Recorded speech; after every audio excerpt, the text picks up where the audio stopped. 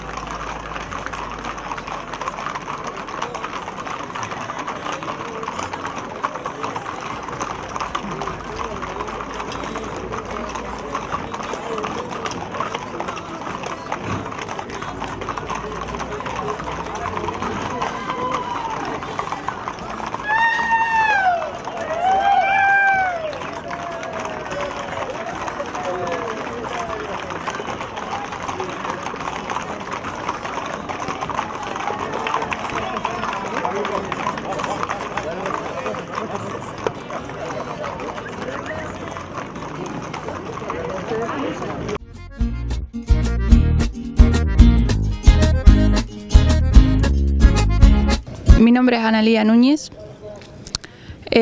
Hace 8 años que estamos con la sociedad. Este año decidimos representar un señor extranjero que que es turco, digamos. Él llegó acá disparando de una guerra, digamos. Venía con un hijo. A los pocos meses le obligaron a cambiarse de nombre en 1915, que fue el nombre de Nepomuceno González González.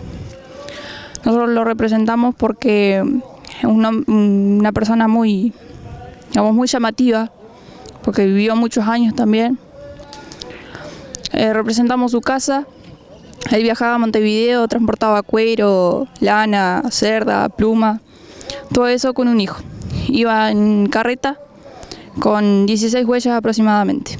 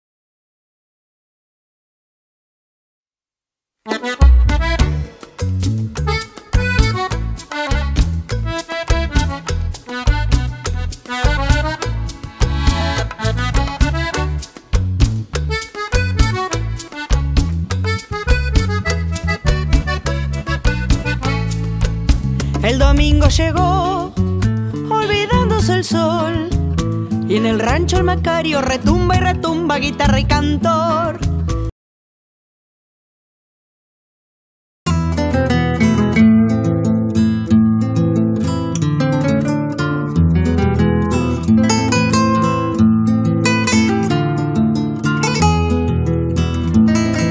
Bien, amigos y amigas, ahí tenían el primer bloque y llegó el momento de compartir con todos ustedes la segunda parte de Nuestros Criollos. Te espera y en un amanecer al camino. Vamos a hablar de un personaje ahora que fue un personaje entrañable para Maldonado, carismático en su momento para Maldonado, que fue el padre Domingo de Tacuarembó. ¿Dónde nació el padre Domingo de Tacuarembó? En Tacuarembó. Era el 11º hijo de una familia de 12 hijos que se había trasladado de Udine, de Italia, es decir, de lo que es la región del Friuli, o sea, la Venecia Giulia, al norte de Venecia, y habían venido al Uruguay en la década de 1880. Y este, que era el 12º hijo, había nacido en 1899. Él decía que había nacido el 4 de mayo, después lo habían anotado en otra fecha, pero eso era bastante habitual en los nacimientos en la campaña, que cuando iban al poblado a hacer el cambio a comprar las provisiones o a vender los productos del campo, anotaran a los hijos, y entonces sí, los anotaban con mucho margen, después se le ponía multas. Entonces los mismos funcionarios arreglaban las cosas, le decía, bueno, póngale para tal fecha. Estaba anotado como el 18 de mayo, pero él decía que era mucho más, que había nacido mucho antes.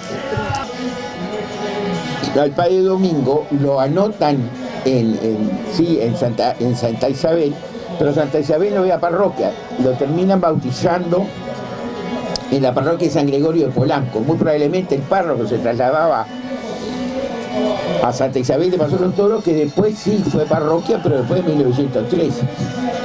O sea que cuando él nació, lo anotaron en la cercanía en la cercanía de Paso de los Toros. Ahí se había instalado una comunidad capuchina, y estos italianos, piensen ustedes, venidos de Italia, creando una familia, se agruparon alrededor de esa comunidad capuchina. Cuando ahora traté de establecer dónde quedaban esos campos donde había nacido el padre Domingo, que había lo que él le llamaba los campos de Bellavista, cerca de Estación González, me encontré al Servicio Geográfico Militar. El Servicio Geográfico Militar me proporcionó los planos, todo eso desapareció, está tapado por la represa de Rincón, por el lago de la represa de Rincón del Bonete. Tal es así que la estación de ferrocarril de Cardoso se tuvo que cambiar de lugar, se trasladó a la Chamberlain, a la estación del lago, y todo eso quedó cubierto de agua. Bueno, ahora es parte del lago de la represa de Rincón del Bonete. Un niño muy enfermo, asmático, con muchas dificultades respiratorias, con graves problemas durante los periodos invernales, y ese niño se fue incorporando a la comunidad capuchina en forma progresiva, y un día le dice a la madre que uno de los capuchinos había preguntado si alguien quería ingresar a la comunidad capuchina, y él le había dicho que sí. Y la madre, viendo la fragilidad del niño, ¿verdad?, y su precaria salud, dice: ¿qué van a hacer los frailes contigo?, le dice. Pero él se incorpora a la comunidad capuchina y empieza sus estudios secundarios y después en forma progresiva, hasta que a los 19 años, justo terminada la Primera Guerra Mundial, lo envían a Génova a completar sus estudios. Hizo todo un largo aprendizaje, digamos, de su carrera, de su profesión de sacerdote, y lo gradúan en 1927 de sacerdote y lo envían para acá, para Montevideo de nuevo, y de Montevideo lo envían a la Argentina. En el año 1929 estaba en el Gran Rosario, en una parroquia capuchina del Gran Rosario, y empieza con actividades del punto de vista docente. Después lo vuelven a trasladar a Montevideo. Ahí empiezan los tratamientos que eran inespecíficos, ¿verdad?, en el hospital Fermín Ferreira, y ahí empieza su asistencia además con los pacientes, ¿verdad? Y en el año 1940, después de estadía en el convento de San Antonio, en Montevideo, lo envían a Maldonado, de párroco, nunca había sido párroco, y lo envían en 1940 a Maldonado de párroco. Tenemos que pensar, dice, me enviaron a Maldonado para morirme, decía, decía, para mejorar el clima, pero que las expectativas de vida que tenía un paciente asmático con una lesión tuberculosa no totalmente curada, me mandaron para morirme a Maldonado. Y en Maldonado me reviví. ¿Cómo era Maldonado en 1940? Maldonado, que era una ciudad colonial fundada en 1755, ¿verdad?, que llegó a tener en la época colonial, con las guarniciones militares y todo, porque era una ciudad fundada como un centro administrativo y militar, Maldonado, y puerto, llegó a tener unos 2.000 habitantes más o menos. En el año empiezan las invasiones inglesas, la revolución, la invasión portuguesa, la guerra de la independencia, las guerras civiles. Maldonado queda devastado en la Guerra Grande. A fin de siglo tenía 2.500 habitantes. Es decir, era una ciudad perdida en medio de los arenales, con una estructura administrativa de capital departamental, pero las otras ciudades del departamento, San Carlos, Rocha, eran mucho más grandes, se fueron emancipando y separando del departamento de Maldonado. Era una ciudad antigua, con muy poca población, que en 1895 a varios personajes le da por empezar a forestar los médanos alrededor de Maldonado, y le hacen crecer un monte, todo en la zona de los arenales que rodeaban a la ciudad. Entre la ciudad y el mar se hacen extensas plantaciones de pinos y de eucaliptus, que se hacen progresivamente entre 1895, 94, 95 y 1903, en parte por particulares, en parte por el mismo municipio que inicia la forestación.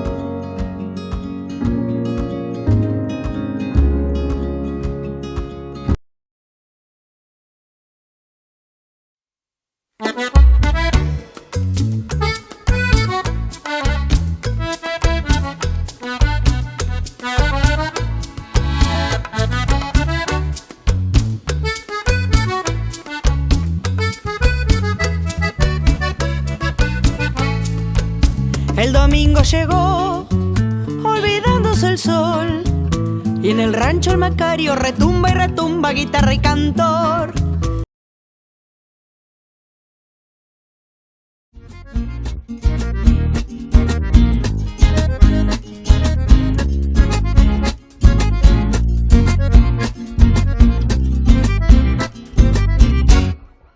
Tercer bloque de Nuestros Criollos, que comienza de esta forma. Es decir, Maldonado en la década del 40 tenía 6.000 habitantes, una población sumamente pobre. Para que ustedes se den idea, en 1907 no tenía médicos. No tenía médicos, era capital departamental. Le pidieron a un médico inglés que se estableciera y el único puesto de médico que había era el médico forense, el médico de la policía. En ese pueblo llega el padre Domingo y logra, con un dinamismo extraordinario, tiene que empezar a ver una figura de no más de 1,60 m, ¿verdad? Extremadamente delgado, asmático, con dificultad respiratoria, con una voz cascada, y era un tipo que irradiaba una fe extraordinaria.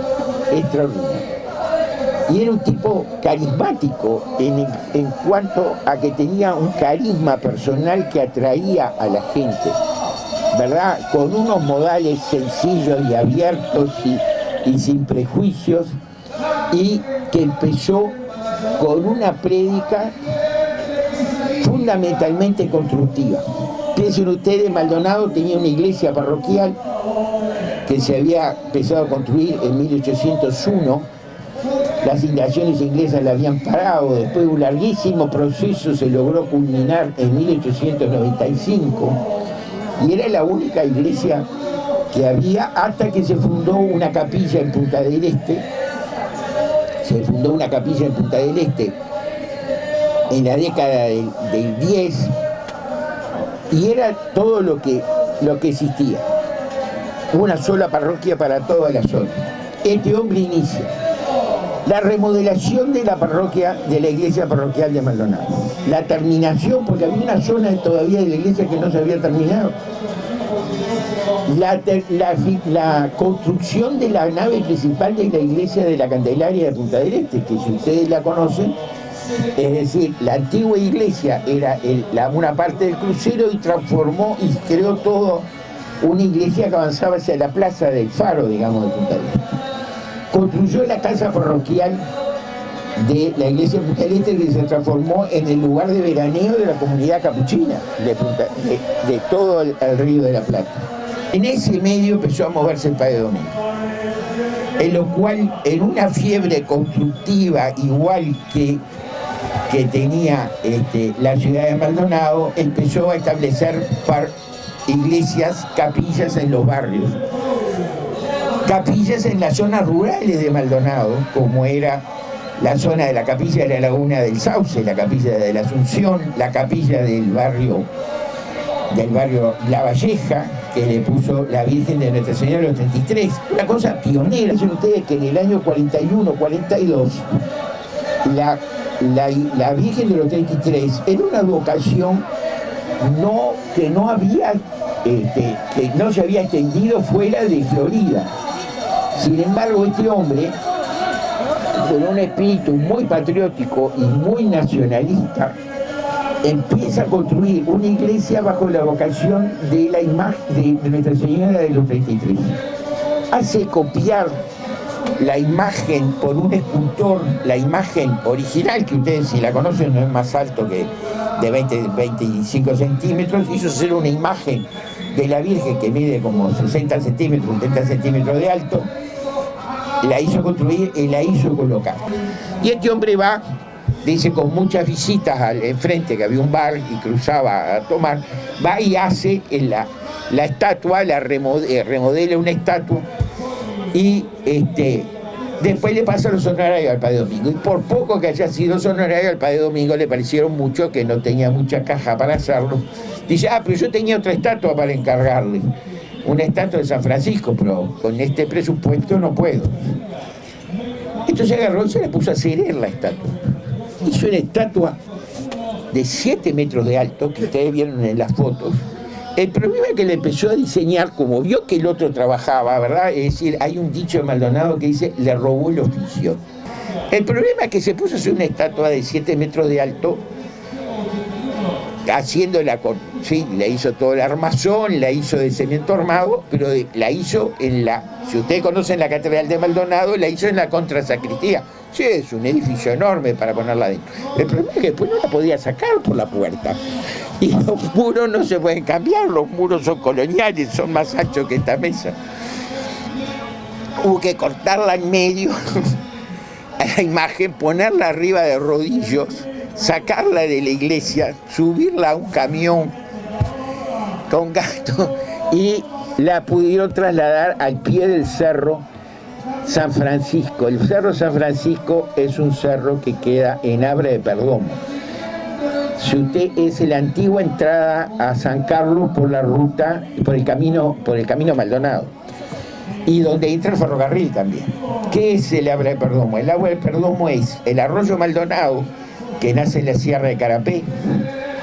En vez de seguir descendiendo y desembocar en la laguna del Sauce, que es la que está abajo, hay una pequeña altura y cambia de sentido, atraviesa la Sierra de los Caracoles, se la separa de la Sierra de la Ballena y se junta con el arroyo San Carlos y desembocan los dos en el Océano Atlántico. Ese lugar donde cruza el arroyo, ese era el pasaje obligado para entrar a Maldonado, y el Cerro San Francisco queda al lado. Y era muy típico del padre Domingo, empezás a hacer una obra y después, ¿cómo haces? Bueno, a ver, hiciste una imagen más alta de donde lo podía haber sacado, la tuve que cortar. Después, ¿cómo se trasladó hasta el pie del cerro? ¿Y cómo la subían? Bueno, los paisanos planificaron unas rastras de bueyes en triángulo, con paradas en triángulo, en las que las montaron con un entramado de tallos de tejalito y montaron los pedazos y subieron con yuntas de bueyes arriba del cerro para subir. Y un húngaro, en esa época había mucha gente que había venido de Europa, ¿verdad?, industriosa, con montante, levantó la estatua, levantó los pedazos de la estatua y la montaron arriba un basamento de 5 metros de alto. O sea que si ustedes pasan por debajo, lo ven a San Francisco, sí, en una altura, pero el trabajo que dio era brutal. Y así llegamos al cierre, amigos y amigas, de un programa más de Nuestros Criollos aquí en la pantalla del canal preferido de ustedes. Como siempre, la invitación a las redes sociales, Instagram @NuestrosCriollos y nuestro canal de YouTube Nuestros Criollos. La invitación para dentro de 7 días. Los espero, nos vemos. Chau, chau.